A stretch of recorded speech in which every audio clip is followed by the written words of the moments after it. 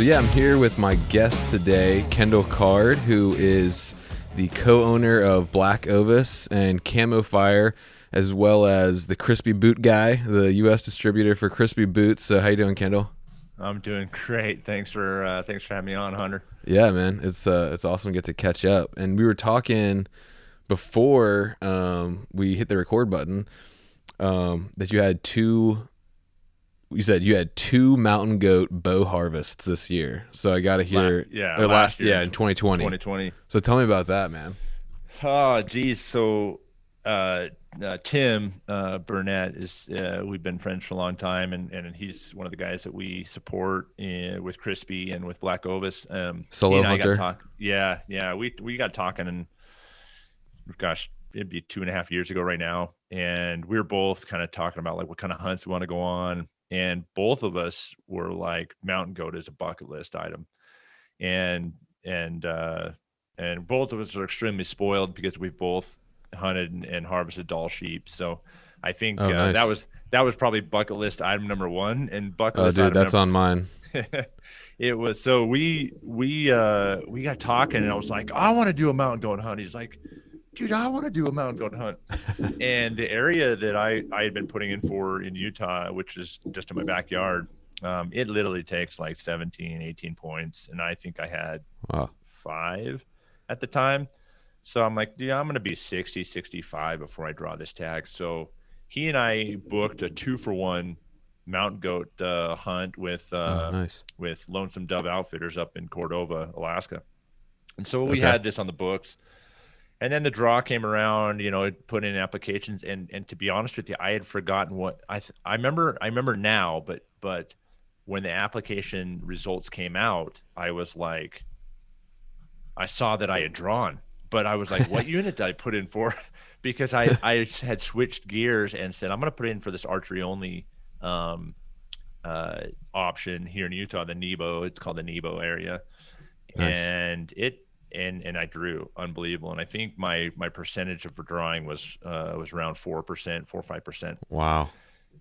So then I was like, oh my gosh, I've got two tags in my pocket. So I did that hunt. I scouted all summer. And then for Black Ovis, we did a film. Justin Nelson of Top Priority came and filmed that hunt. Scouted all summer and had just an amazing hunt, and harvested a really big nanny with my bow, and that was about like a 30-yard shot. We just put out the film, so it was pretty cool. And Okay. I hope it gives people an idea of just how awesome the hunt is. And then turned around. That was second week, first or second week of September. Okay. Around 2 weeks later, went to Alaska and watched Tim kill the huge billy. Where'd you go in Alaska? We went out of Roughly. Cordova, Alaska, but we were hunting, I think, closer to Valdez. So kind of on the mainland there. We weren't out on Kodiak, which a lot of people go to Kodiak. Yeah. Saw a ton. So you were on the West Coast, I guess? Yeah, on the West Coast. Okay. So just a super amazing hunt. And happened to get my first bear. I picked up a black bear tag and stalked and killed a black bear at like 15 yards with my bow. That was pretty rad. Yeah. And my wife's like, wasn't that a little close? I was like, I didn't even think about it. Maybe it was because I had a guide with me and he had a rifle, and I just it didn't cross my mind. Like, I just knew, hey, I got to get to this little point to see this bear. Mm-hmm. But then, that was then the next day. I was able to. We went pretty far into a zone that the guide was like, I've never brought a client over this way. Actually, he did once. He brought Aaron Snyder hunted with those guys, and Aaron. He took Aaron over into this zone that I dubbed Narnia because it was just so far away. And so we went over to Narnia, and I just got super fortunate and arrowed a goat, and nice billy. So that's awesome, man. Yeah, 2 mountain goats in the same year, and I honestly, it's unfortunate because it's like a thirst that I can't quench now. So I'm going to start putting in for every single draw that I can find, because mountain goats, it was an amazing animal to hunt, and actually they taste really good too. My experience so far in eating it has been really favorable. And how did that compare to the Doll sheep hunt you did? So what's interesting is it was just as hard, like physically demanding. In the Doll sheep hunt, we flew in, so we bypassed all of that, kind of the timber and lowlands. We flew in and play in a, I don't know what kind of plane, but a plane with the big A Super tires. Cub or Yeah, something? Super Cub. There you go. Yeah. Yeah, and we were, above the Alpine the entire time. This is gonna sound weird, but my Doll sheep hunt that year was not even it wasn't as strenuous as my mule deer hunt in Colorado. Hmm. I go every year to the high country in Colorado, and I kind of came away from that Doll sheep hunt thinking, golly, it should have been harder. Um, Huh. Maybe it's just I really enjoy the physical demanding aspects Yeah. of mountain hunting, and that's, I think, because it wasn't as demanding as I thought it would be or I envisioned in my mind. I came away a little bit like, man, I think I want to go on one of these again if I get so fortunate to do so. And I want it to be like wicked hard. I want it to stomp. Yeah. Um, Just skip the Super Cub and just walk in. Man, yeah, there's something I say to my kids all the time that I picked up from Jocko Willink is hard is good, and Mm-hmm. I absolutely love, that's what I love about fitness, and I love about challenging myself with these various things I've done, climbing or skiing or road biking or trail running. I love pushing my body to kind of like the points that I think are impossible, but really they're possible. Mm-hmm. So, and then when it comes to hunting, some of these demanding physical hunts that others might find like are just intimidating, and I'm intimidated for sure, but I get excited. Oh yeah. So, kind of a Yeah. long answer to your question, No, but that's good, man. the mountain goat hunt was definitely challenging. And Yeah. I mean, Tim could tell you too. It was, I mean, the day we packed out because we had both goats and the bear, and we were trying to make a deadline to get flown out because Yeah. this big storm was coming, and we actually missed the deadline. But we did two humps from our high camp. It's like 3,000 feet down. We Wow. went down and up and down again. That's intense. It was, but I was loving it. It Yeah. was a butt kicker, but I was loving it. Well, that's why you gotta. I preach this a lot, but live. I say like live ready, like stay in shape all year because when you go on these hunts like that, like you said, it'll be strenuous and enjoyable, not like you're dying. Right. You know. Yeah, because I've had the opposite happen. I've gotten crushed in the mountains plenty of times, but Oh yeah. I will always want, well, what drives me in fitness is two things. Number one is kind of like what you said. I basically want to be able to come off the couch and just stomp anything. Like I want to be able to off the couch go run basically a half marathon or a 10K if I had to. Mm-hmm. Super easy. Like it's like I had a buddy of mine.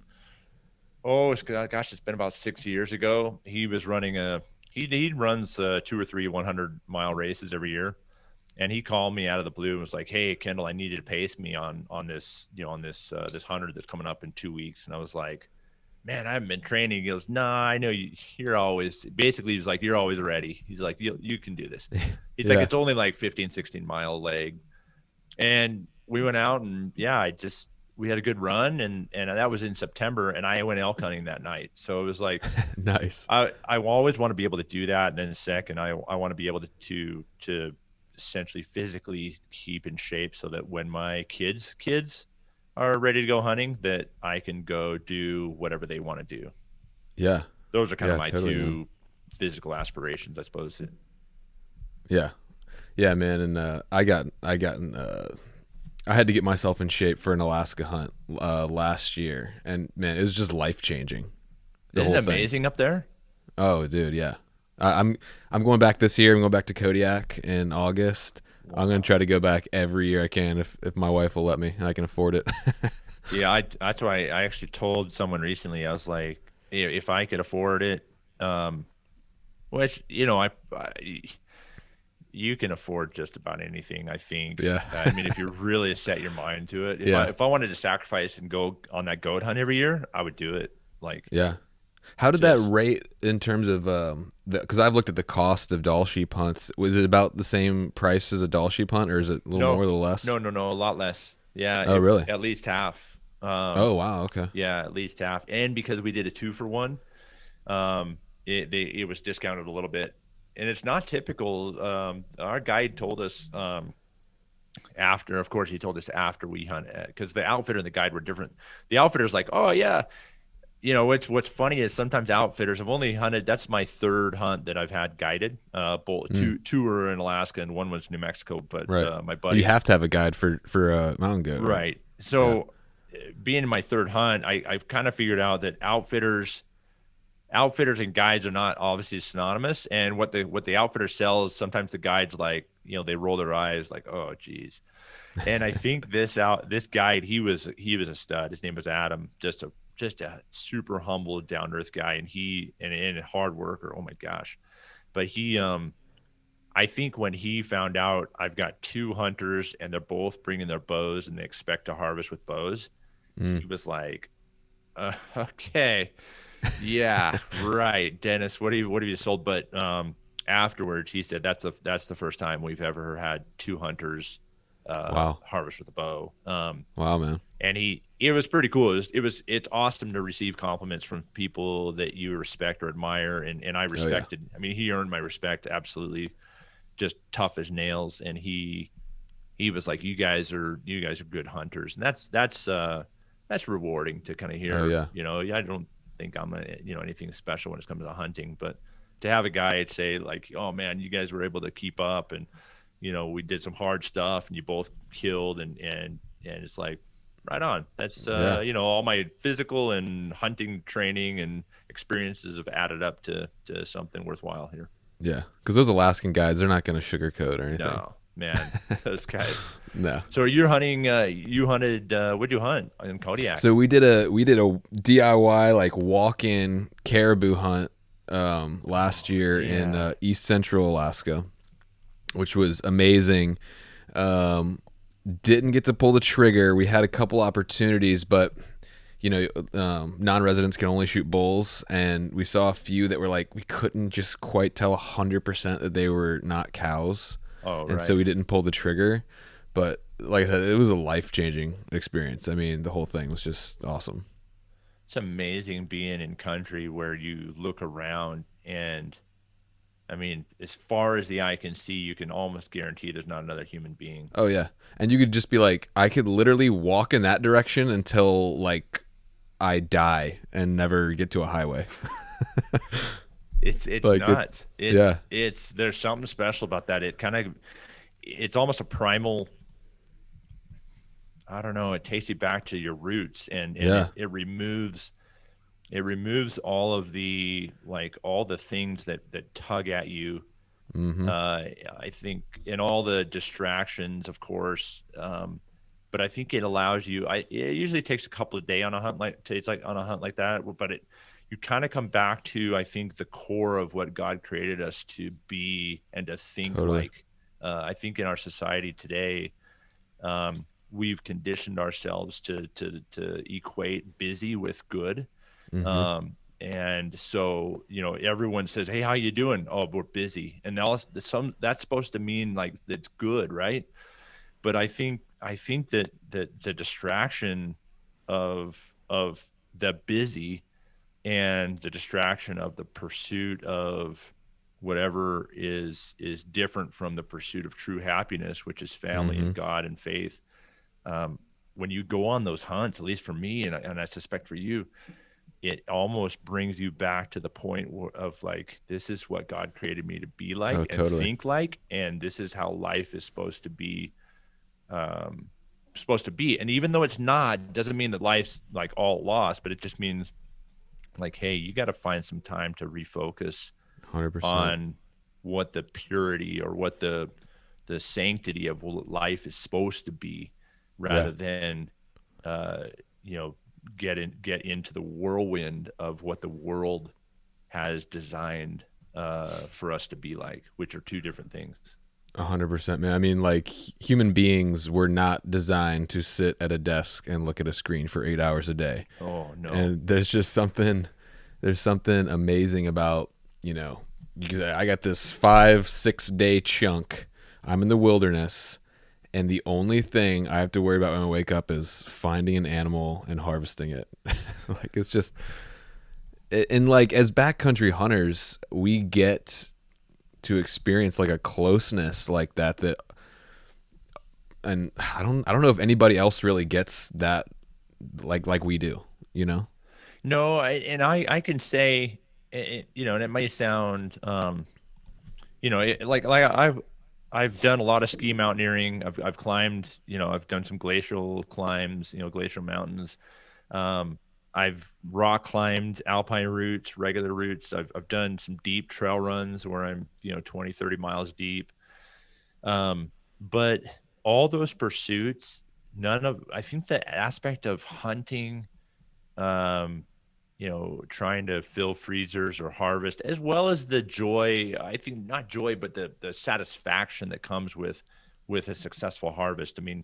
Yeah. Uh, I think we're kidding ourselves if it's like, oh, it's all about the meat. It is a lot about the meat, but it's not Right. all about the meat. And I think hunters No. kid themselves when they kind of portray that in what I think is more of a politically correct methodology or way of expressing yourself. But that aspect added to the challenge and adventure and the far off or the closeness to wherever Mm-hmm. you're hunting, I think it does. Honestly, I think it is a full circle culmination of all activities. Yeah. Whereas, me, I've spent, 5, 6 days on a glacier climbing a mountain, and you're out there, and the mountain can swallow you up, or the mountain can avalanche you down, or an ice fall could break open and you die.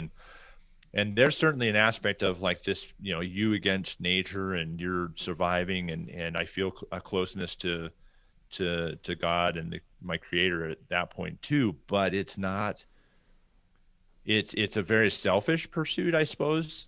Whereas hunting is definitely has some selfish aspects to it, but there's also this, the idea of bringing home Yeah. something that is shared, Yeah. that's not just adventure and stories, but it's the Yeah. meat, and it's the animal. I think, I don't know, without trying to get too, pontificate and get too expressive, Mm-hmm. it's an awesome thing. That's why I Yeah. love hunting so dang much, and it's really taken over all passions that I've had before in my life. Yeah. You're stacking so many things, like the physical challenge, the mental challenge, the spiritual connection, Mm-hmm. the time outside, the camaraderie with your hunting partner or whatever. Like you said, the providing for your family. It's just like so many things stacked on top. It's just so much more than a hobby, you know? Oh yeah. Yeah, one thing I had with that mountain goat hunt with Tim, and this was a unique experience because usually, when you go on a hunt, and maybe it's not as unique, like if you were filming a hunt, because then it's like you're filming and the hunt's not about you. But for the 3 days, I think it was 3 days that Tim was basically the hunter, and I literally was a guest on the mountain. And so we'd sit down and glass, and I would glass intently, and I was part of the search, but I wasn't in the hunting mindset. So I was literally just like, there was times I'd be 50 yards behind those guys, just kind of meandering, looking at flowers, taking pictures of this and that, and kind of checking out interesting rocks. It was almost like sightseeing, which was completely like new to me, foreign from Yeah. any other hunt I'd been on. And there were multiple times that the assistant guide, he would kind of look back, be like, "Dude, where are you?" And then I'd be like, "Oh yeah, I'm coming." And it was really relaxing. And Yeah. the second that Tim killed his goat, we're talking like the moment that I knew that he had killed, because he didn't, I didn't see it happen. We were just kind of hunkered down waiting for him and the guide to come back from this stalk. And he didn't play like, he played like nothing had happened. So we just kind of hiked down around these cliffs, and then boom, there his goat was. But from the second I realized he had got his goat down, I switched. I was like, okay, I'm in hunting mode now. Now it's Yeah. my Just turn. like, Yeah, and the guy literally was like, okay, start glassing that mountainside over there. We're gonna start looking for goats for you. Nice. Yeah, but It's like game on. up until that point, I was just kind of Yeah. it was unique. I never had a hunting experience like that before. Yeah, it's different. It's like kind of like the pressure's off, Hmm. and then it's like go time, Yeah. you know? So that's cool, man. You mentioned like, how your faith is a big part of your life and stuff like that. And just listening to your story, with Black Ovis and Camo Fire and everything. And, I'll say too, I heard in depth your story, which is available on other podcasts and stuff like that. But there were many times where, and I always think this is interesting, where we're on the path and we're trying to put one foot in front of the other and do the next right thing to grow our business or in family or in hunting or whatever. But for whatever reason, we get off the path, or we get off the path we think we're supposed to be on, but it turns out that you're on the exact right path and God is in control and has this plan for you. So it seems like that's happened a lot for you, maybe in hunting and in your career. Could you just touch on that? Yeah, yeah, for sure. I, my career's been a really interesting one, in that, I studied physical therapy. I want to be a physical therapist. That was kind of my goal. Hmm. That was my goal.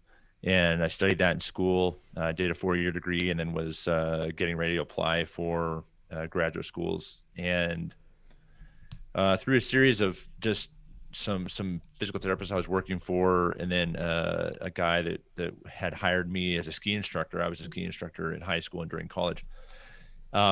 He just happened to mention, like, one day he said, "Hey, Kendall, what are your plans?" And I was like, "Oh, I'm going to graduate from college." And this is kind of right at the end of the ski season, right? "I'm going to graduate from college and then I'm going to go to grad school and become a physical therapist." And he was like, "Oh, man." And he kind of was all bummed out. I'm like, "Why? What's up, Alan?" He's like, "Man, we always lose the good ones." And I'm like, "What are you talking about?" He's like, "Dude, you're the kind of person we need in this industry." And Hmm. I said, "Oh, what's going on?" He's like, "Well, there's an opening down in sales and marketing, and I want you to go apply." He goes, "I Hmm. thought you'd be a good fit for that." And I kind of perked up, like, whoa, kind of like fear of loss. But I thought, well, it's not really my direction. I interviewed for that position, but didn't get it. Hmm. Um, and then later that summer, the director of sales called, and I had already started on a trajectory that would be like kind of not really a career, but a job that would manage, like I could still teach skiing in the winters and work a summer job. And that was what I determined. Hey, I can feed my family. This is how I'm going to, function. And then, out of nowhere, I get, this guy talks to my wife, because it was just called our home phone. And he's like, and she set up an interview for me. And then boom, I show up this interview and get this job. And so now my life takes a completely different direction. Um, losing my job later on, I lost, a crazy thing. As I look back, like it was like 4 years into my career at the ski resort. I had done a ton of sales. I was a sales manager and absolutely crushed my sales goal. And I was due, based on the sales plan and the compensation plan. I think I was probably making, I don't know, 35,000 a year at that time, not a ton of money. And I think my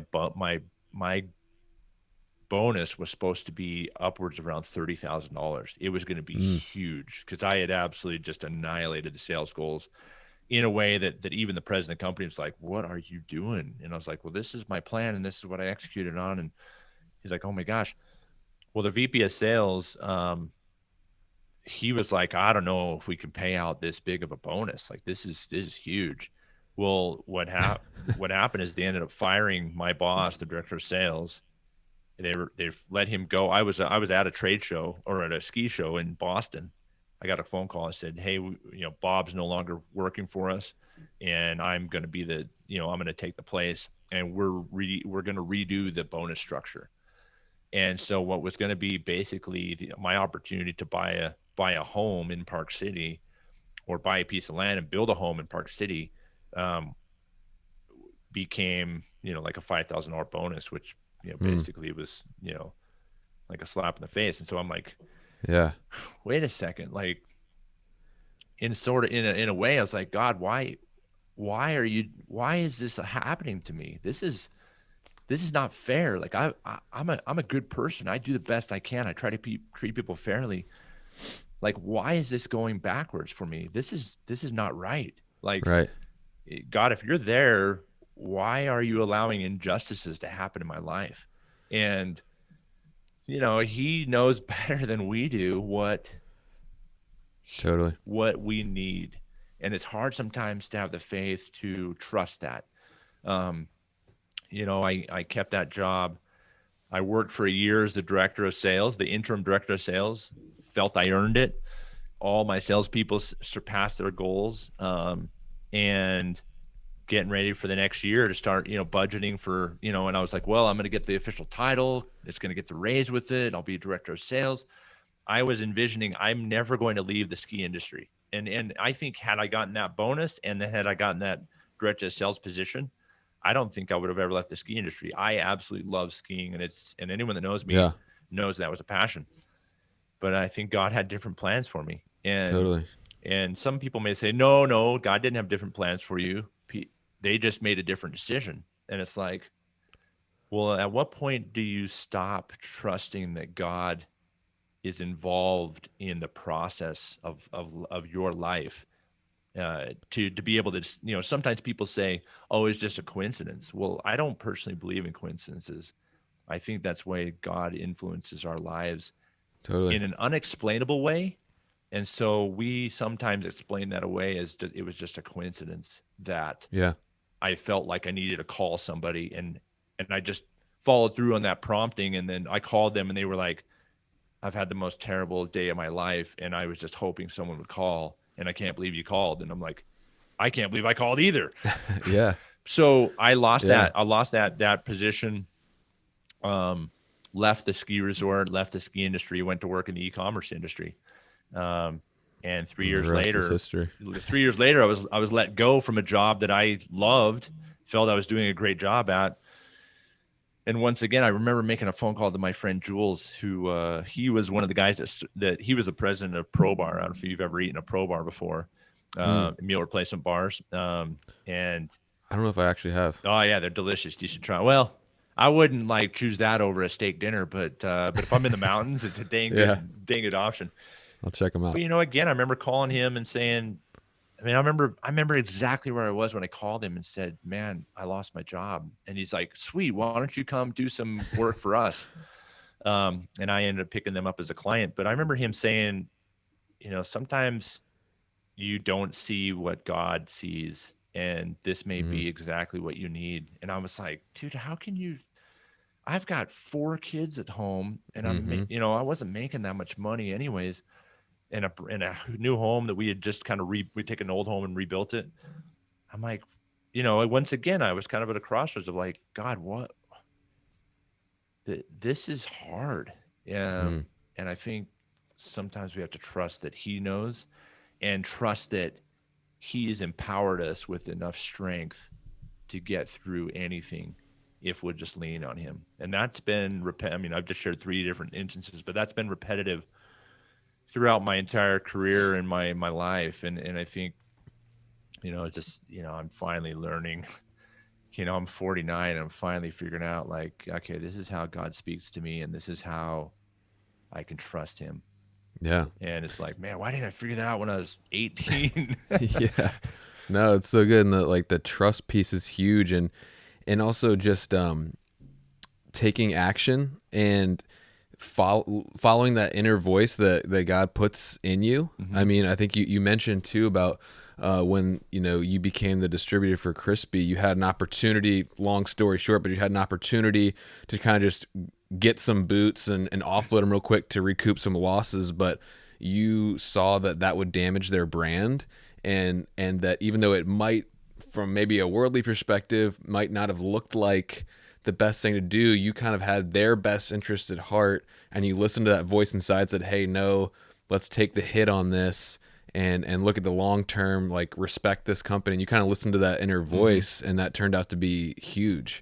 So it's kind of like trusting, doing the right thing, listening to that inner voice, and taking action.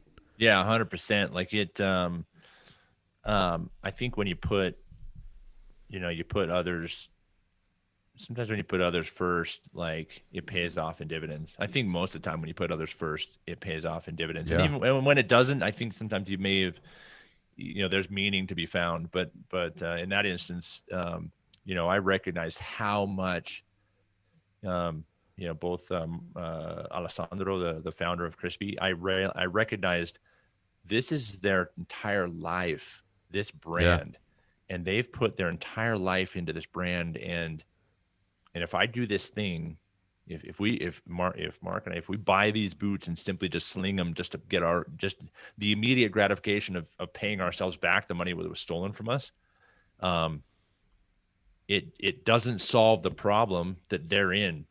And it's Right. like I have the ability to help solve this problem. So yeah, that's the best direction. I'm going to set Yeah. aside my own personal needs at that time. I had lost a lot of money, and so had Mark, and it was basically all I had in savings. We had kind of gambled everything on this deal, Yeah. and yeah, it turns out that was the right thing to do. Yeah, man. And I think another thing that I've heard you mention a couple times, which is like, I'm condensing it, but basically ideas and dreams are great, but what really matters at the end of the day is action, right? Yeah, And I think part of the reason maybe that you were able to make some decisions like that in your career, some hard decisions, but that ended up being the right decision, was because you had cultivated that trust, that inner voice, whatever it is, from God through your faith. Would you say so? yeah, 100%. I think that's well stated. The other back, what you first said, ideas and dreams are what feed us. I mean, that's if you're in a rut, or you're in a job that you just hate. I mean, or you're in a place in life that you're just like, man, don't feel like I'm going anywhere. That's one of the things that hunting is so enjoyable, is that you dream about it, you think about it, you've like, well, this year I'm going to do this and this to make this experience all the more better, Yeah. all the more fulfilling. I mean, ideas and dreams are what feed us. Especially, I think, hopefully this isn't come across wrong, but I think men in general, like, we need that ability to like fantasize or dream about Oh, totally. what can be. I think women are often more pragmatic, and good Yeah. good on them, because they keep us grounded. Yeah.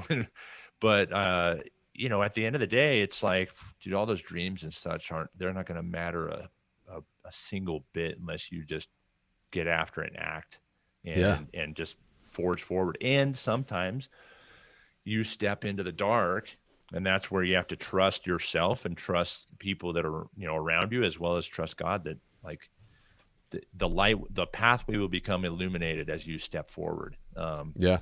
And that's a super hard thing to do, and we've done that in this business. Mark and I didn't know anything. We didn't know. I think I said before, we didn't know what we didn't know. Yeah.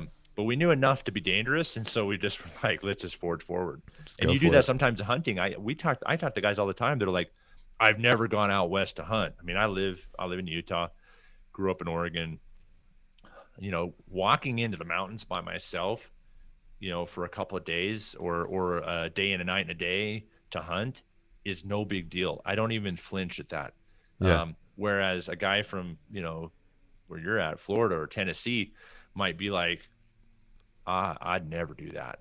But it's like, Yeah. no, man, you can do this. Like, it's unknown, it's hard, it's a mystery, it's Yeah. terribly frightening, but you got this. Like, you could. Yeah. And I talk to guys all the time that call up asking about boots, or asking about what gear they should buy, and they're scared, or they're excited, but they're like, it's like, hey man, you don't need to know everything to pull off this Yeah. hunt. And it's the same Yeah. way with a lot of things in life. You don't need to know everything to pull Yeah. off your dream. Just get after it and do it. Yeah. And you'll learn, even if you fail along the way, you'll learn. And that's kind of what I was blessed to be able to do with this Alaska trip last year. And I tell guys, I'm like, just book a trip like 6 months out, and like, just like, it's the point of no return. And then you got 6 months to get your butt in shape, get what you need. Just like take that little leap, click that little book, book that plane ticket like I did.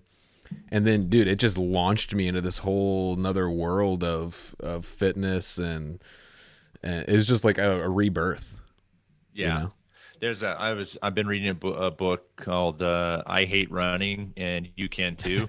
And the hate is spelled with H and then a heart symbol, TE. It's by a guy, oh, I can't remember his name. He has a blog. Brennan is his name, Leonard, and he has a blog called Semi Rad, and it's a cool blog. He's all about trail running and kind of he's very much in the outdoor industry. But this little book, and I love to run, but the book is so much more than just running. Yeah.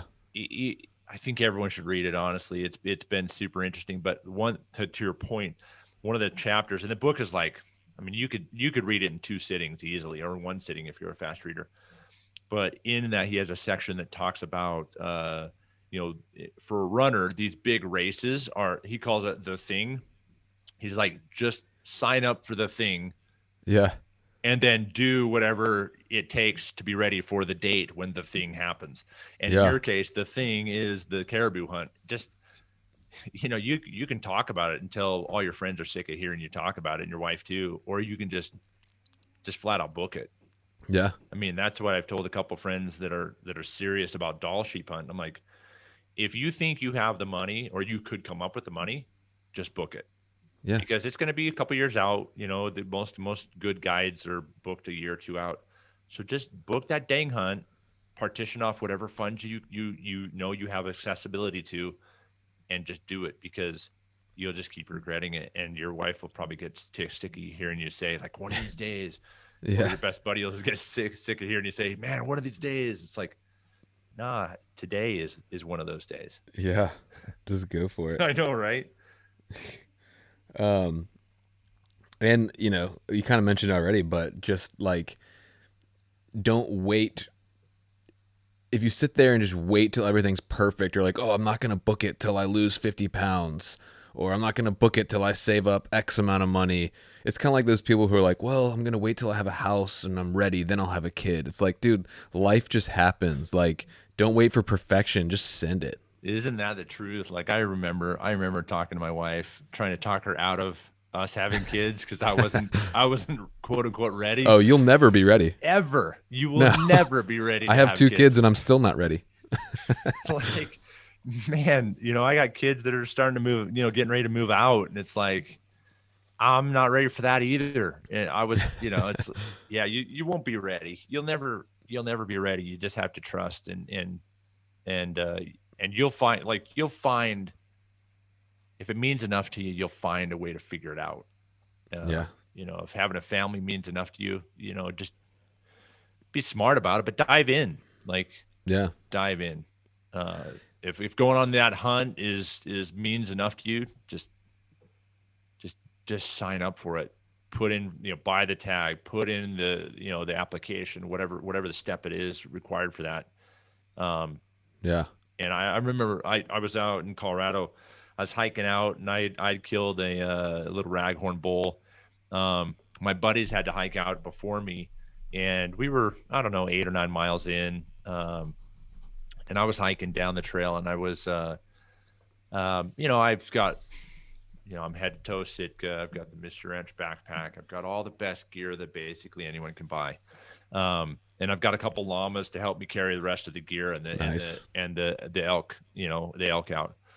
And I came upon these two guys, and they I don't know where they were from, but they had a southern accent, and they're like, "Whoa, y'all got one?" And I'm like, "Yeah." And we started chatting, and I looked at these guys, and I was like, they were in literally like Walmart camo, Yeah. just terrible. Like, from a technical standpoint, their clothing and their gear. The one guy had a backpack that it in my opinion, it looked like a giant school backpack, like no technicality to it. Looked like he was absolutely crushing his shoulders. But these dudes were the happiest. Yeah. Just, we're gonna go get after it, dudes, Yeah. that I'd ever run into in the mountains. And they had just, and they remember they told me, man, we've been dreaming of this hunt for so long. We just said, hey, we're just gonna jump in and do it anyways. And Yeah. I honestly, I left. I was at the end of a long trip. I think it was like day 9. And it was I had an impending like thunderstorm that was just about ready to just annihilate me. That I ended up kind of hunkering down for about a half hour and just got soaked to the bone. And these I will never ever forget these guys. They lifted my spirits in a Yeah. way and gave me so much. Like I was so excited for them, but they had no business being there. But they had all the business or all the reasons for being there, if you know what I Yeah. mean. Yeah. And it goes back to what you were saying earlier, like hard is good. And people will probably relate to this, but like usually when you look back on a trip or an experience, like the most memorable stuff that you tell stories about is the stuff that in the moment like sucked. Hmm. And like those guys aren't going to remember like, oh, well, we didn't have good gear and we didn't like they'll just remember it as awesome adventure, you know? Oh yeah, we were in Colorado chasing elk, and they were bugling, and it rained on us. And I mean, Yeah. these We saw guys, this yuppie in Sitka gear with llamas. to- totally, some fancy rich guy or whatever. It's like, no, I'm not a rich guy. Just spend a lot of money on gear. But uh, yeah, it is interesting how in the moment, the hard is like excruciating sometimes, but yeah. it's what makes stories. It's Yeah. what makes stories good stories, and Yeah. it's what you savor for the longest time. You don't remember all the easy stuff because Yeah. And you don't didn't let your earn it. fear stop you from making those stories. You know, you only got one life to live. Yeah. Yeah, that's what, yeah, hunting for me is has I grew up hunting and then drifted away from it. Didn't hunt for, gosh, a good 16 years. And coming back to hunting in the last 12, 13 years has been just like a coming home. And it's been it's taught me a lot of life stories. It's helped me recognize a lot of things that I had experienced in life. And then to the point of the hard, it's been a hard journey. Mm, And it's been, one I regret that I didn't do that in my 20s and 30s, yeah. early 30s, but super grateful that I've kind of come back to that. Yeah, man.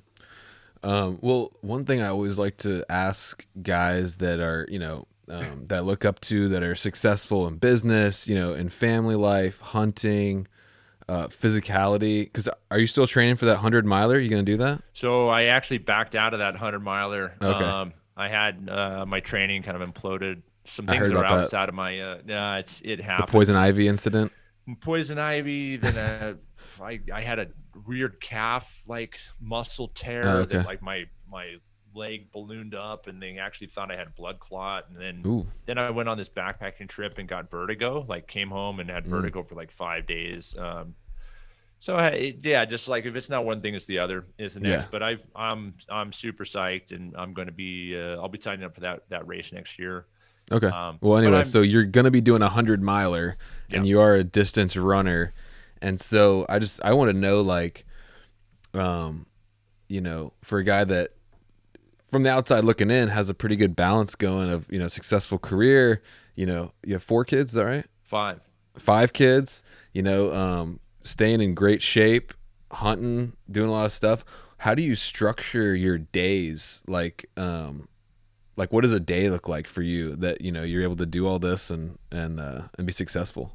Oh, good question. And it's not what I'll tell you what my ideal day is and what I try to live by. Yeah, Um, know that stuff happens. Just like sure, of planning, course. training for this race, stuff gets in the way, and that it's how you adjust to those things that matter most. And that's Sure. not just the big things, but the small things. So I'm usually up between, well, it depends if it's my spin class on Tuesdays and Thursdays. That's at 5 a.m. So I'm usually up just a little bit before that. On quote unquote a normal day, I'm usually up between 5:30 and 6. And I try to start my day with read from the scriptures for 10, 15 minutes, and then I read from Discipline Equals Freedom. Um, Nice. and then I'm off to the gym. I go to the gym, work out, and then I'm back. On most days, I'm into the office either at 8 for meetings. Tuesday, Wednesdays, we have meetings at 8, or I try to be here by 8:30. My employees will probably laugh because there's sometimes I'll roll in at 9. And that might be because I'll take the girls to school or hang out with my wife for a little bit. Like this morning, she and I just sat and chatted for a little bit.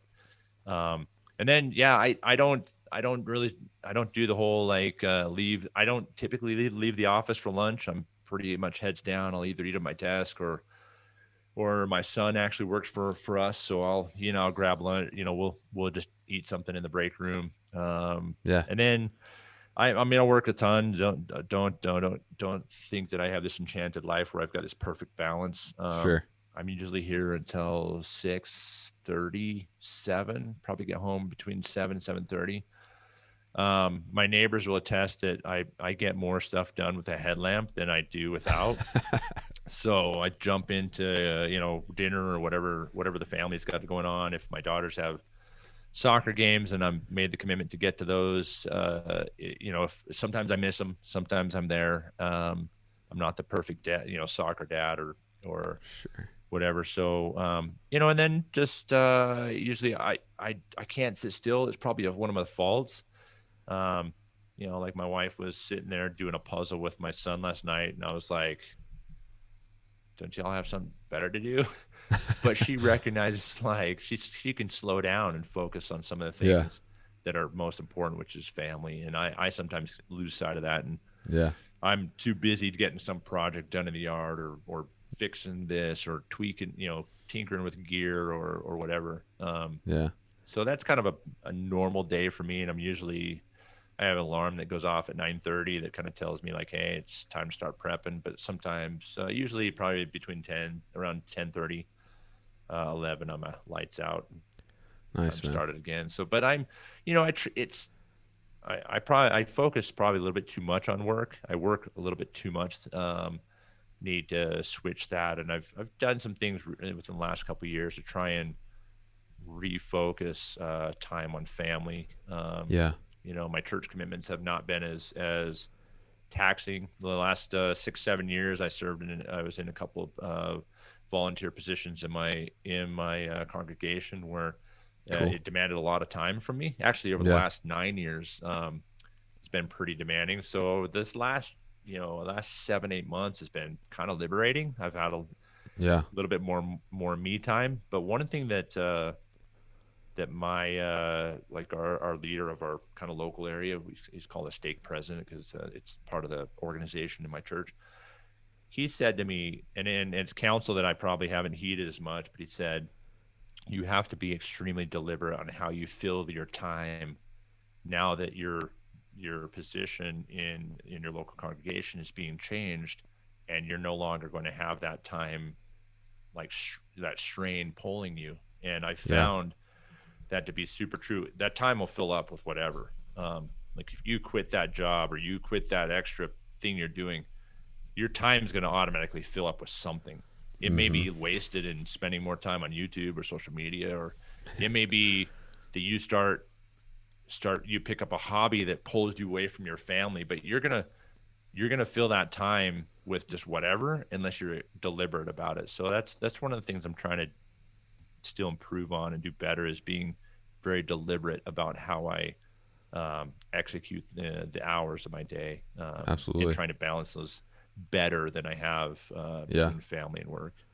Yeah, you definitely got to prioritize what's important and cut the excess. But it sounds like you're on a good path, man. I mean, like with you're prioritizing your physical health, your mental health, spiritual health, getting your work done, and working the family in there too, of course. So that's cool, man. So. I haven't arrived. Don't put me on a pedestal yet, but it's it's the recognition. We're all getting there. Yeah, I think you recognize if you're mature enough to recognize to yourself and quit lying to yourself and just say, hey, listen, I'm not perfect, but I want to be, and it's okay. Like if I'm going to seek perfection in this life, just know you're never going to attain it. Yeah. But there's progress, and there's, I think, reality. The reality is that progress, or that searching for betterment. Yeah. Even though perfection doesn't ever come, that's worth every ounce of focus that you can muster. Yeah, progress, not perfection. 100%. And just yeah, defining what and who you want to be, and just striving for it every day. You knowing you're going to fall short sometimes, but just continuing on to try to get there. Yeah. I mean, I look at like guy. I mean, you had Dan Statton on, and I'm like, that guy's an animal. I mean, from the outside looking in, I'm sure it looks like the guy is the most well balanced person I know. But I'm sure there's, he has stuff just like you and I. That's Sure. He's like, God dang, I can't believe I didn't get that done, and that's so elementary, and I should have done that. Yeah. We all look better from the outside looking in, but I recognize my weaknesses, and I'm working on them. Yeah. So I will be mad at myself if I don't ask you at least one boot question. Oh, bring it on. I love talking boots. Okay, cool. And are you okay on time? 100%. All right, cool. Thanks, man. So yeah, you're the crispy guy, which is awesome. Just real quick, my history. So I started doing some research before my last trip and decided that I was going to invest in some quality boots. I got a pair of guides with actually fairly minimal research, to be totally honest. And here's the thing. I come from like lowland swamp. Like I've spent more time hunting below sea level than like above it. Like literally, like when we go hunting, we wear knee-high rubber boots. That's like the standard. So I knew nothing about like mountain footwear. Like even like an 8-year-old kid that grew up in Utah probably knows more, just absorbed into his brain about like mountain footwear than I knew last year. So anyway, I got a pair of guides, which they're great boots. Just for me, I found they don't work because they're just too stiff for me. They're too heavy for me. And I was so ignorant. I even had basically maybe a size and a half too big. But I wore those in Alaska and I got blisters and it was terrible. And I got back home and I realized these things change the entire way I walk because of just how stiff they are. And that's great for certain situations, certain people. But this year I ordered a pair of Laponias and a pair of the new Ativa mids. And I was like, I'm just going to try them both, see which one I like, and I'll return them. So now I have 2 pairs of boots because I couldn't pick one. But anyway, that being said, I appreciate that. We love repeat multiple boot customers. Yeah. And Crispies hold their resale value too. I mean, I sold the guides for a pretty good recoup. But anyway, yeah. I love the Laponias and the Ativas, but I found for me I need very light, very flexible, and those are great for that. So, but what are like top 2 or 3 things that you would say to a guy who was where I was, who's just ignorant about boots in general and like fit and which ones to go with and that kind of thing? What are some of your top advice for boots? Yeah, good question. First off, let me ask you a question on your guides. Why do you think that you chose what you now know is too big of a size? Like, what was part of your thought process into I need this particular size when you found out the reality was I didn't need to upsize? I think again, this is like I was so ignorant. And just the fact of not being able to go somewhere and talk to somebody who knows about the boots and try on different sizes, and honestly just being undisciplined and wanting to like get them fast and get them broken in because I'd kind of waiting a little long. Mm-hmm. But I think part of it was I tried one size, and and again, we have very limited topography here, but there's one area where I found a little bit of hilliness I could test them on. And when I would go on the downhills, my feet would slide up and touch the top of the toe box. And I think in my mind, that was saying they're too small because my toe's touching. But probably they were too big because my foot was sliding up into there. Right. I don't know exactly. But then anyway, I ended up with a 12, but realized through this year, I picked the 2 styles I want. Then I ordered the sizes that I was pretty sure I was, and then a half size on either side. So I ordered like 6 pairs of boots, and it was scary. I returned the other ones. But anyway, Yeah, your credit card looked a little hot for a moment there. Yeah. So that it's a little scary, but you kind of have to do that. So Especially if you anyway, live where you do, where there yeah, just isn't a place where you can go to try on boots, and that's no, it's and so unfortunate, but it is what it is in yeah, a lot of cases. and my Laponias are a half size smaller than my Ativas, but they both fit. No, that's so okay. Let's talk boot sizing.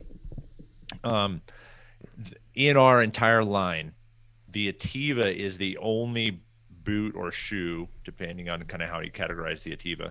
The Ativa mid, I would say, is a hybrid. The Ativa low is definitely a shoe. Yeah, Those are the only ones that we recommend people steering away from their natural size. So it's not doesn't strike me as odd that you would have the Ativa being smaller. I yeah, wear an 11.5 in all of our boots. I wear an 11 in the Ativa. yeah. But back to But the I found the Laponias. I'm wearing like an 11 now, and my uh-huh. guides are a 12, and I realized like those were just too big. Man, that was a recipe for disaster, as you Yeah, recognize. And if you to anyone that has a boot that's too big, one remedy that I've seen because I figured this out from a guy that has two different size feet. He has like an 11 and a 12. So wow. he has to buy a set of 12s. In his 11, he puts two insoles. Mm, He'll take an insole out of one shoe and put it in with the second insole. Is it perfect? No, but in his instance, he doesn't have a choice unless he wants to drop $800 on one pair, right? And then yeah. just basically throw away two singles. But what a lot of guys would do. So one quick question: what's your street size? It's usually Like if you're putting on 11, a pair of running shoes or on 11 Nikes. or 11 and a half. Okay, And so I think like guys like me that are super ignorant, or at least where I was so concerned about like the toe box. That's the only thing I knew about fit. You know what I mean? I wasn't right, thinking about where the flex was or anything. But anyway, yeah. I wear usually an 11. So it strikes me it's interesting that you would end up with a 12 and think, yeah, this is going to work. Because I think that I get the question a lot. There's guys that are like, well, I'm an 11, most every shoe, but these are going to be hunting boots. So they've categorized like, there's the asterisk. These are going to be hunting boots, so I better go up to an 11 and a half. It's like, Yeah. huh? Why? I Yeah. don't like why. Who made this the part of the ritual that you would just automatically half size up? And the Yeah. guy's like, well, I'm going to wear thick socks, so I should get an 11 and a half or maybe even a 12. It's like, no, bro, hold on a second. First off, in cold weather, I go from a light hiker to a mid cushion sock, what I would call a mid weight. Um, Mm-hmm. Once you go to a heavyweight sock, like we're talking like full on, like the type of socks I wear when I'm when I'm fishing, wearing my waders, or I'm going duck hunting and I'm wearing my waders, Yeah. where there's a ton of room, right? Like your muck boots or whatever the equivalent is, you can get away with throwing on a super thick sock and you're still somewhat swimming. Yeah. The thing is though about sizing, when guys size up, they think, oh, I'm going to put on a thicker sock to stay warm. And what happens, you end up taking up all that space. And so that your feet no longer can heat the air around your foot because there Right. isn't any air to be heated, and you actually get colder faster. Mm-hmm. And so I think maybe that's one reason why guys have said, let's go up in size so I can accommodate for all these what if situations. Yeah. It's like, hey, you just don't understand the value of a lightweight or a midweight sock is really all you need with a high performance boot. And you don't have to. All those guys have done the liner plus the second sock. And that's certainly a strategy if you have some blistering and things like that. But back to sizing, it's sizing is the main, it is obviously the you have to have the sizing so dialed because you want to be able to put on the boot and just disappear into the mountains and forget that your boots are even there and just perform. Mm-hmm.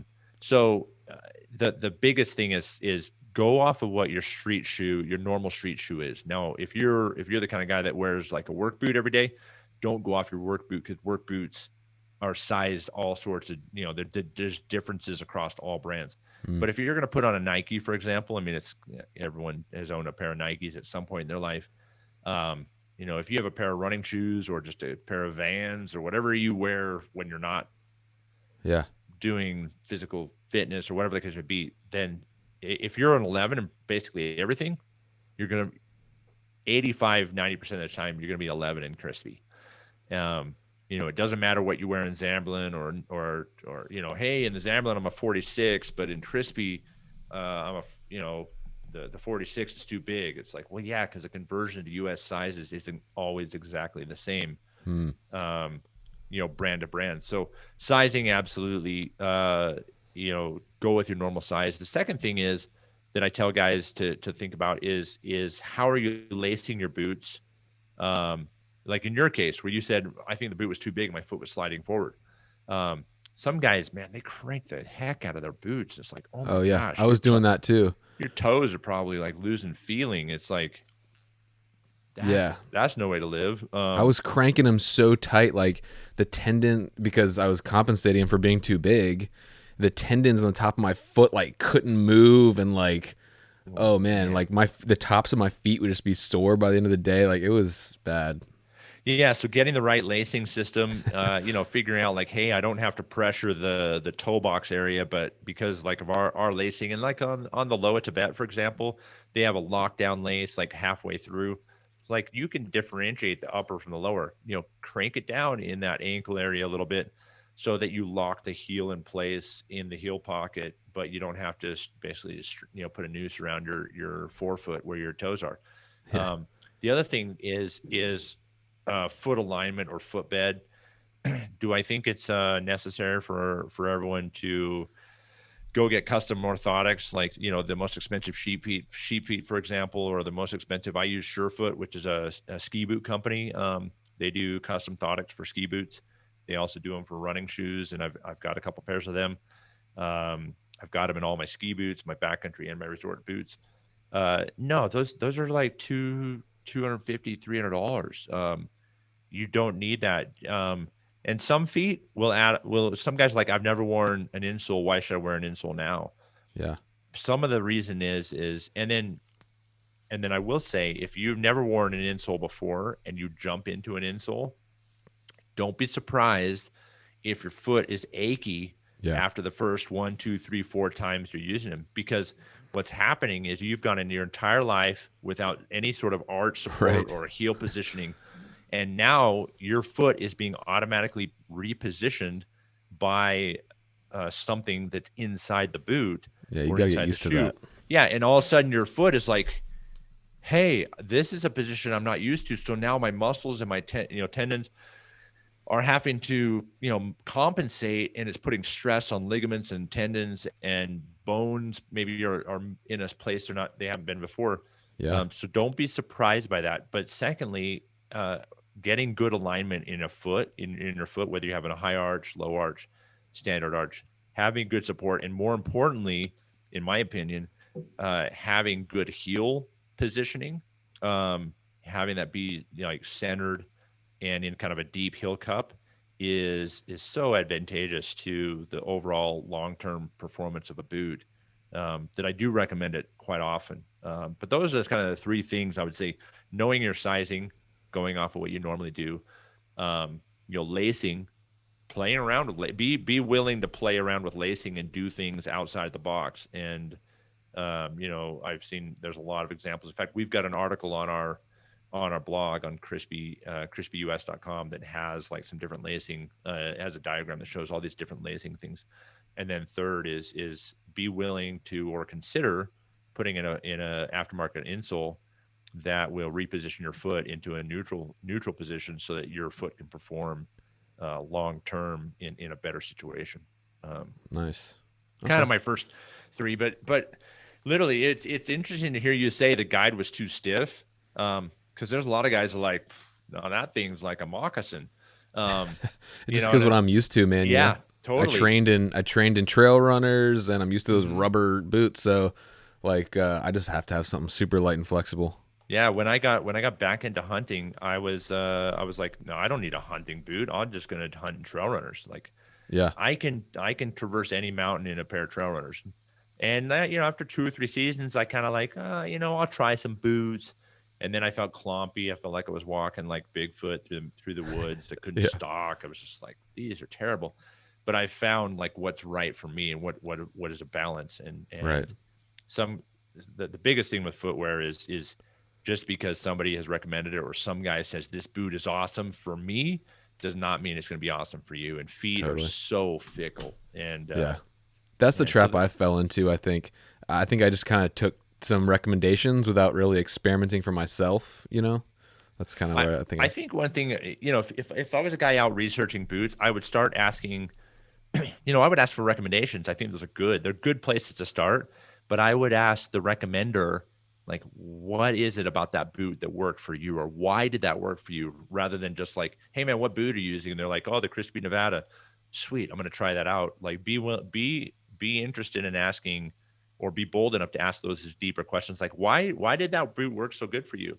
What Yeah. was it you were looking to accomplish, or what were Mm-hmm. you accustomed to? Like in your case, what have you ever worn a mountain boot, or you just been a rubber boot guy your entire life? All of a sudden you Yeah. start to formulate, and do that on 10 different guys and ask guys in forums and watch videos, and then kind of decide, okay, this is a kind of athlete I've been or non-athlete I've been. This is the kind of hunting I've done and not done. This is the kind of terrain that I remember that one time I was on that, hiking up from that river up that to that bluff, in Missouri. And that was really hard because my foot just wouldn't hold. It's like, okay, so I have some situations, even though I have never been to the Rocky Mountains, I can draw upon to say, Yeah. okay, I'm looking for footwear that will do X, Y, and Z. Yeah. Oh, cool, man. Yeah. Well, just Sorry last to go question. on and on. No, that's awesome, dude. I appreciate it. Just last question, I guess. Like, what's next for you? What's on the horizon? Whether it be business or hunting or life, and then where can people find you? Perfect. Business as usual, man. Just plowing forward. We got a lot of rows left to plow and to plant, and I think I mentioned last night when we were when I was on that discussion, I don't feel like I've arrived, and so we've got a lot to do. It's fun, and I still love coming to work, and I still love what we do and all the different people we interact with. So very exciting. As far as business, personally for hunts this year, going back to Colorado, it's kind of my deal. I do it every Nice. single year. I do it with my friend Justin, and he and I, he lives less than a half mile from my house, and I live in a small town of about 1,800, 2,000 people. Okay. I could walk to his house, but he and I, we don't see each other that much throughout the year. We're both very focused on careers that are very different. But man, that hunt, as long as I physically can, and as long as I live, I'm going to do that hunt. It's a high So country mule deer archery. Yep. Okay. Yep. That's my deal. And then I'm going to Montana for antelope archery Nice. in middle of August. I did that last year on a solo deal. I'm going with my friend Tim that works for Mystery Ranch, Cool. and my friend Jay Beyer, who's a photographer for Sitka. Nice.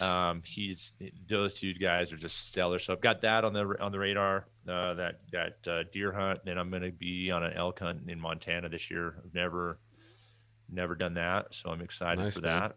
So, and then kids, October is kind of my kid month. That's when all my kids, whatever they've drawn is typically like late September or October, and then off to Kentucky for my 1 week of whitetail every year. Yeah, that's kind of my deal. Nice, man. Sounds like a good plan. Yep, and try and keep married and keep business going in the middle of all that too. I hear you, man. I hear you. All right, brother. Well, thanks for your time, man. I appreciate it. This has been a really good conversation. We covered a lot of ground, and it's been great, man. Good. Oh yeah, if anyone does want to reach out to me, email is probably the best. Just kendallcard@camelfire.com. But if you want to find me on the gram, I'm at KENDALL, and I don't check my DMs all that often. So if you do message me or you have a question about boots, I'm happy to field any questions about boots or gear or whatever the case may be. Nice. Just be patient. Know that I'll cool, check man. it eventually. Yeah, that's cool that you're that accessible. So, all right, brother. It was good talking to you, and I'll talk to you soon. Thank you so much.